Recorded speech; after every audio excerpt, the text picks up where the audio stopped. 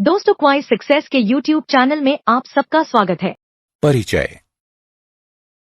बच्चों, पिछली कक्षा परीक्षा में कितनों को 30 में से 10 अंक प्राप्त हुए थे? वो जरा खड़े हो जाएं। कितनों को 10 से 20 के बीच में अंक प्राप्त हुए थे? और कितनों को 20 से 30 के बीच में अंक प्राप्त हुए थे? ठीक है। अब क्या कोई बता सकता है कि हम इन सभी आंकड़ों को किस प्रकार निरूपित कर सकते हैं? सर, हम इन्हें सांख्यिकी का प्रयोग करके निरूपित कर सकते हैं। बिल्कुल सही राहुल। सांख्यिकी आंकड़ों के संग्रह, विश्लेषण और प्रस्तुतिकरण का विज्ञान है। आइए इसके बारे में और सीखें। इस पाठ में आप संग्रहित आंकड़ों का विश्लेषण और निर्वचन करना सीखेंगे। उद्देश्य: इस पाठ के अंत में आप निम्न करने में सक्षम हो जाएंगे। वर्गीकृत और अवर्गीकृत आंकड़ों का माध्य ज्ञात करना। कल्पित माध्य विधि से वर्गीकृत आंकड़ों का माध्य ज्ञात करना। पग विचलन विधि से वर्गीकृत आंकड़ों का माध्य ज्ञात करना। वर्गीकृत और अवर्गीकृत आंकड़ों का बहुलक ज्ञात करना। वर्गीकृत और अवर्गीकृत आंकड़ों का माध्य ज्ञात करना।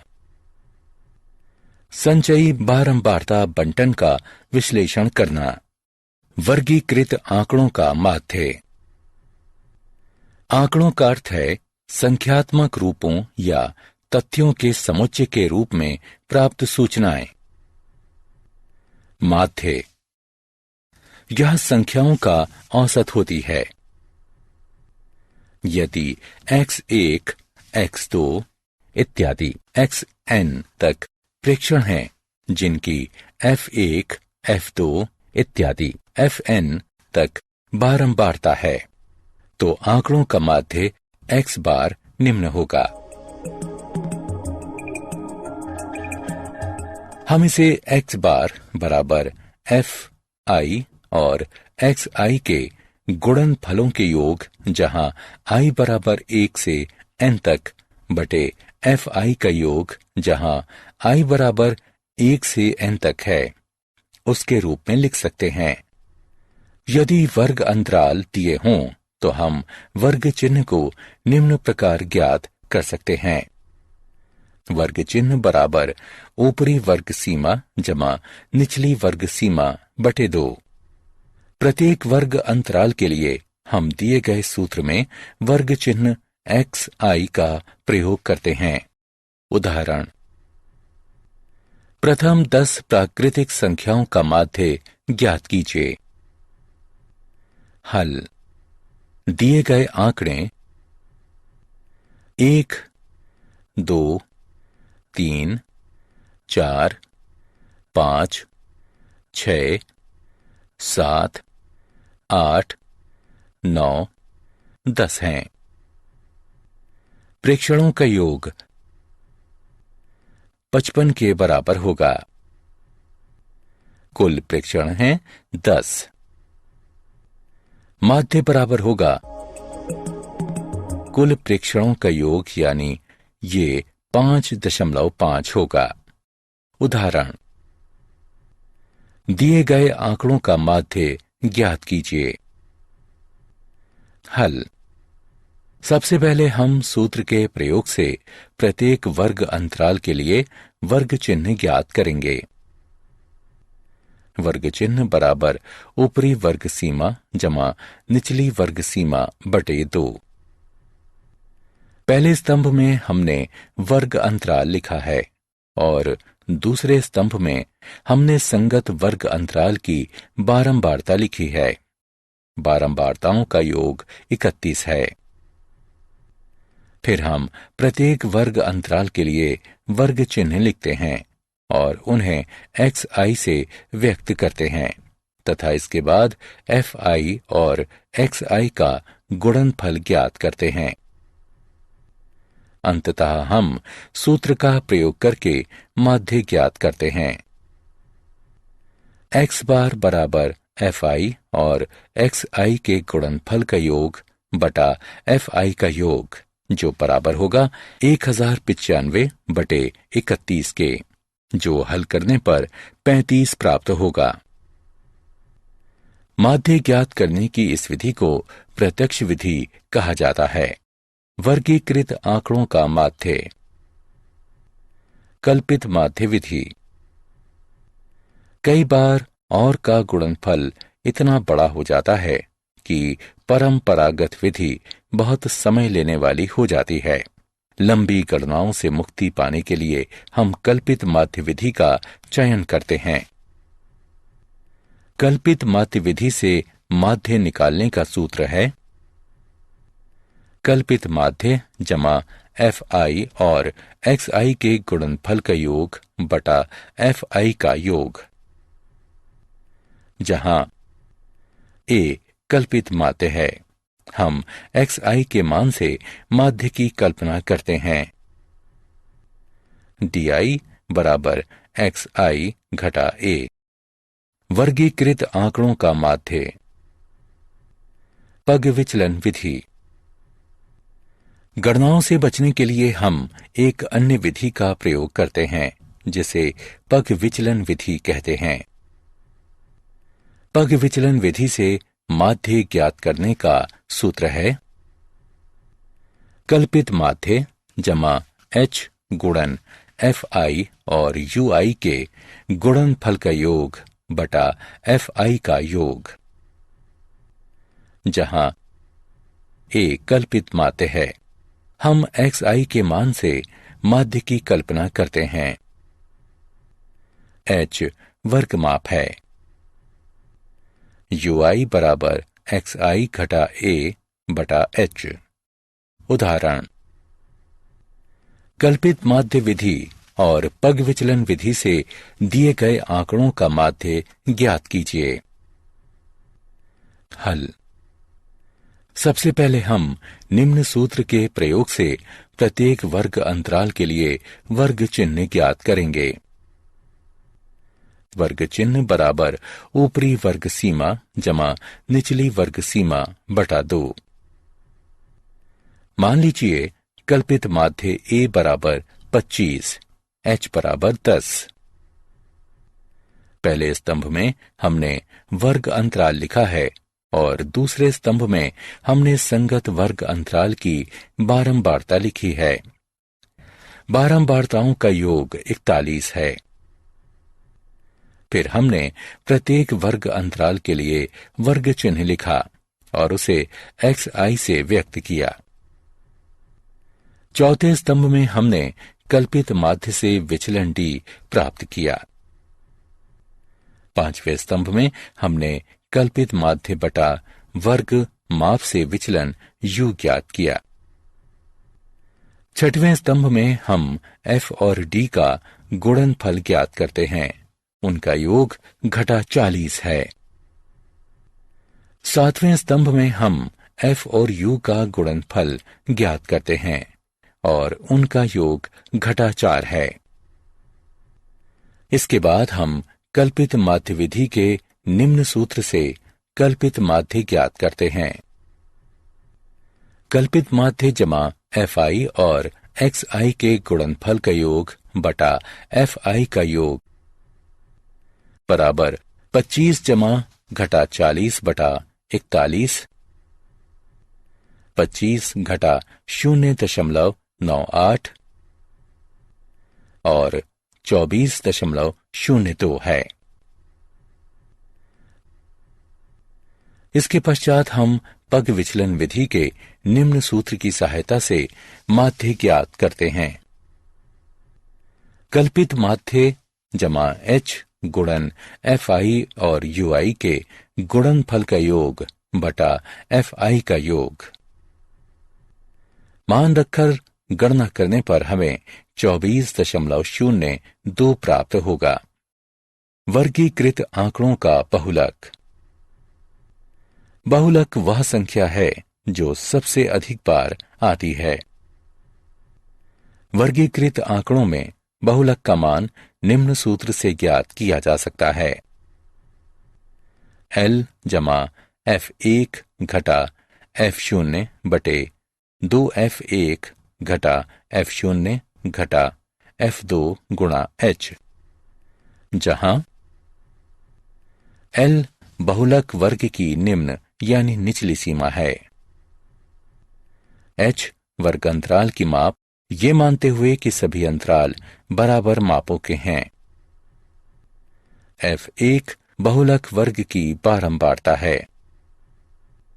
F0 बहुलक वर्ग से ठीक पहले वर्ग की बारंबारता है तथा F2 बहुलक वर्ग के ठीक बाद में आने वाले वर्ग की बारंबारता है। उदाहरण, दिए गए आंकड़ों का बहुलक ज्ञात कीजिए। हल, यहां वर्ग अंतराल में अधिकतम संख्या 9 है और इस बारंबारता का संगत वर्ग 30 से 40 है, अतः बहुलक वर्ग 30 से 40 का वर्ग है।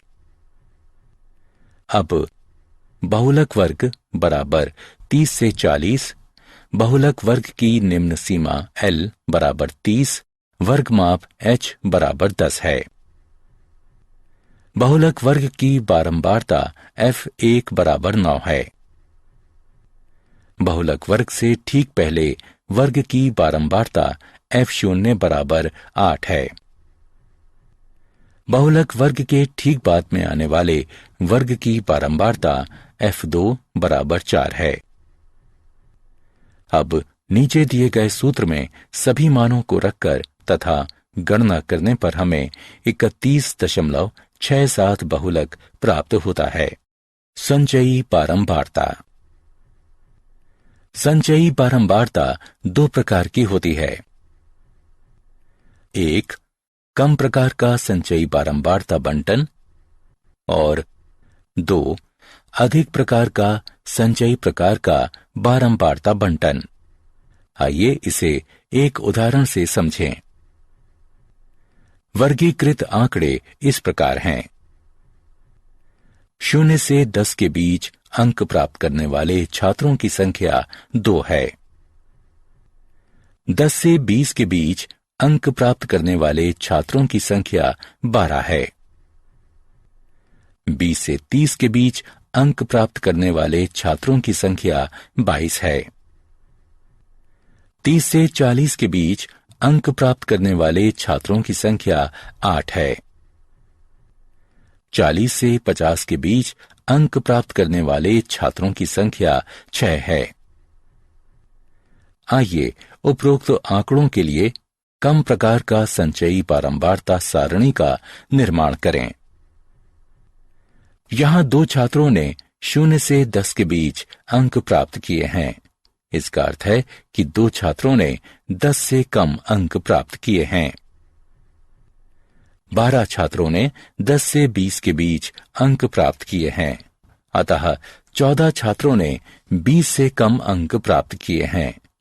इसी प्रकार आगे परिकलन करते रहने पर हमें निम्न संचयी बारंबारता सारणी प्राप्त होती है। 10 से कम अंक प्राप्त करने वाले छात्रों की संख्या 2 है। 20 से कम अंक प्राप्त करने वाले छात्रों की संख्या 2 जमा 12 बराबर 14 है। 30 से कम अंक प्राप्त करने वाले छात्रों की संख्या 14 जमा 22 बराबर 36 है। 40 से कम अंक प्राप्त करने वाले छात्रों की संख्या 36 जमा 8 बराबर 44 है। 50 से कम अंक प्राप्त करने वाले छात्रों की संख्या 44 जमा 6 बराबर 50 है। उपरोक्त सारणी को कम प्रकार का संचयी बारंबारता सारणी कहते हैं। आइए अधिक प्रकार की बारंबारता सारणी का निर्माण करें। आइए उपरोक्त आंकड़ों के लिए अधिक प्रकार की संचयी बारंबारता परिकलन सारणी निर्माण विधि ज्ञात करें। इसमें 0 या उससे अधिक अंक प्राप्त छात्रों की संख्या इसका अर्थ है कि 50 छात्रों को शून्य या वर्गीकृत आंकड़ों का माध्यक। माध्यक बीच की संख्या होती है। अवर्गीकृत आंकड़ों का माध्यक। मान लीजिए प्रेक्षणों की संख्या n है। पहले आंकड़ों को आरोही क्रम में व्यवस्थित कर लीजिए। अब यदि n विषम है तो n-1 बटा 2वां प्रेक्षण माध्यक होगा। यदि n सम है तो n बटा 2वें तथा n-1 बटा 2वें प्रेक्षणों का औसत माध्यक होगा। वर्गीकृत आंकड़ों का माध्यक। पहले हम माध्यक वर्ग ज्ञात करते हैं। इसके लिए सभी वर्गों और n बटा 2 की संचयी बारंबारता ज्ञात करेंगे। अब हम उस वर्ग को निर्धारित करते हैं जिसकी संचयी बारंबारता n बटा 2 की बारंबारता से अधिक समीप हो। इसे माध्यक वर्ग कहते हैं। माध्यक के परिकलन के लिए निम्न सूत्र का प्रयोग करते हैं। L-n बटे 2 घटा CF जो कि F से विभाजित है और H से गुणन होता है, जहां L माध्यक वर्ग की निम्न सीमा है। n प्रेक्षणों की संख्या है। CF माध्यक वर्ग के पहले वाले वर्ग की संचयी बारंबारता है। F माध्यक वर्ग की बारंबारता है। H वर्ग माप यानी सभी अंतराल बराबर माप के हैं। माध्य, माध्यक और बहुलक का अंतर संबंध इस प्रकार है। 3 माध्यक बराबर बहुलक जमा 2 माध्य। उदाहरण: मान 5, 10, 7, 16, 12, 20 का माध्यक ज्ञात कीजिए। हल: आंकड़ों को आरोही क्रम 5, 7, 10, 12, 16, 20 में व्यवस्थित करें। प्रेक्षणों की संख्या 6 यानी सम है, अतः n बटा 2वें तथा n-1 बटा 2वें प्रेक्षणों का औसत माध्यक होगा। n बटा 2वां प्रेक्षण 6 बटा 2 यानी तीसरा प्रेक्षण बराबर 10। n बटा 2 जमा 1वां प्रेक्षण 6 बटा 2 जमा 1 यानी चौथा प्रेक्षण बराबर 12। माध्यक बराबर तीसरा प्रेक्षण जमा चौथा प्रेक्षण बटा 2 बराबर 10 जमा 12 बटा 2 जो कि 11 प्राप्त होगा। उदाहरण: दिए गए आंकड़ों का माध्यक ज्ञात कीजिए। हल: सबसे पहले हम मजदूरों की मजदूरी और संख्या लिखेंगे। मजदूरों की कुल संख्या 100 है। यहां प्रेक्षणों की संख्या 100 है। यह सम संख्या है, इसलिए माध्यक प्रेक्षण के n बटा 2वें और n बटा 2 जमा 1वें पद का औसत होगा। यह 100 बटा 2 और 100 बटा 2 जमा 1 का औसत है। यह 50वें और 51वें प्रेक्षण का औसत है। इन प्रेक्षणों को प्राप्त करने के लिए आंकड़ों को निम्न प्रकार व्यवस्थित करें। इसमें हमने उन मजदूरों की कुल संख्या लिखी है जो 3800, 4100, 4400, 4900, 5200, 5500 और 6000 तक वेतन प्राप्त करते हैं। उपरोक्त प्रकार से व्यवस्थित की गई बारंबारता को संचयी बारंबारता कहते हैं। दर्शाई गई सारणी में शीघ्रता से संचयी बारंबारता का परिकलन करना बताया गया है। अतः 50वां प्रेक्षण 4400 है और 51वां प्रेक्षण 4900 है। माध्यक बराबर 4400 जमा 4900 बटा 2। माध्यक बराबर 9300 बटा 2। माध्यक बराबर 4650। इसका अर्थ है कि 50% मजदूर 4650 रुपए से कम मजदूरी प्राप्त करते हैं और बाकी 50% मजदूर 4650 रुपए से अधिक मजदूरी प्राप्त करते हैं। उदाहरण, दिए गए आंकड़ों का माध्यक ज्ञात कीजिए। हल। प्रथम स्तंभ में दी गई मजदूरी लिखिए। दूसरे स्तंभ में हम दी गई बारंबारता लिखेंगे। बारंबारता का योग 31 है। तीसरे स्तंभ में हम प्रत्येक मजदूरी के लिए वर्तमान बारंबारता में उसके पहले की बारंबारता का योग कर संचयी बारंबारता ज्ञात करते हैं। इसके बाद हम माध्यक ज्ञात करते हैं। माध्यक बराबर 31 जमा 1 बटा 2वां यानी 16वां प्रेक्षण बराबर 91 रुपए। यहां 12वें से 23वें तक सभी प्रेक्षण रुपए 91 हैं, अतः प्रेक्षण 16 91 रुपए है। उदाहरण, निम्नलिखित वर्गीकृत आंकड़ों का माध्यक ज्ञात कीजिए।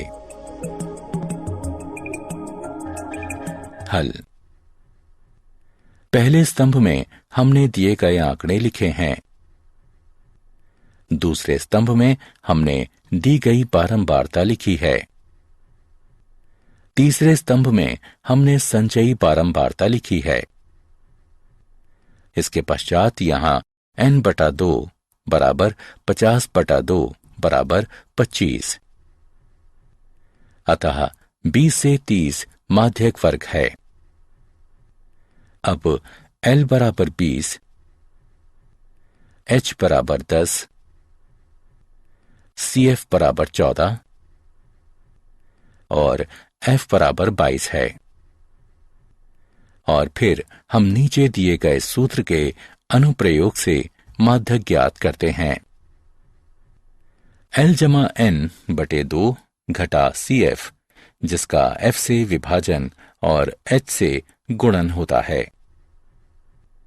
सभी मानों को उपरोक्त सूत्र में रखकर गणना करने पर हमें माध्यक 25 प्राप्त होता है। इसका अर्थ है कि 50% छात्रों को 25 से कम अंक प्राप्त हुए हैं और 50% छात्रों को 25 से अधिक अंक प्राप्त हुए हैं। मूल्यांकन। आगे बढ़ने से पहले आइए देखें कि आपने कितना सीखा है। कॉलम A का कॉलम B से मिलान करें।